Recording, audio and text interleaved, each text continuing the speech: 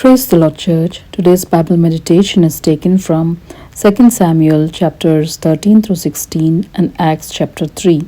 If you're new to Living God family, a very warm welcome to you in Jesus' name. Hope this video will be a blessing to you as you hear and listen to the thoughts as we read through the Bible together. I encourage you to read the chapters during your personal devotion time and become recipients of listening to God's voice daily. 2 Samuel chapter 16 verses 3 and 4. Then the king said, "And where is your master's son?"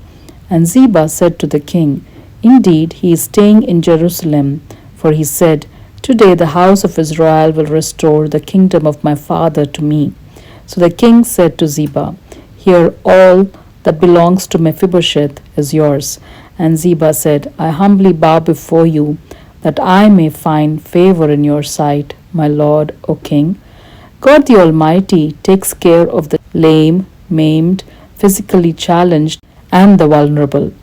Mephibosheth, son of Jonathan, was lame, but he found favor in the eyes of King David that he and his servant Ziba were given all the providence to live a comfortable life, including feasting at the king's table.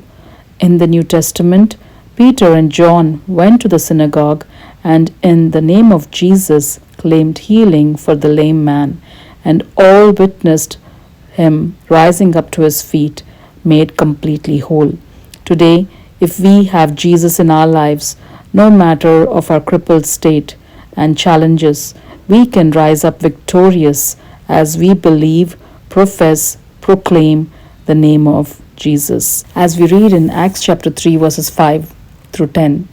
So he gave them his attention, expecting to receive something from them.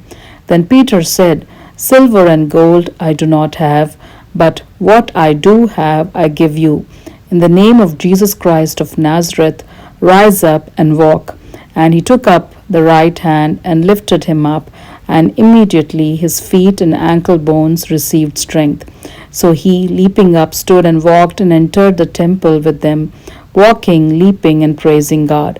And all the people saw him walking and praising God. Then they knew that it was he who sat begging alms at the beautiful gate of the temple, and they were filled with wonder and amazement at what had happened to him. Praise be to our wonder-working God. In Jesus' name, amen. Thank you for the privilege of your time in watching the videos and being part of Living God community. God bless you all abundantly as we are all created to be holy and happy in Jesus. Amen.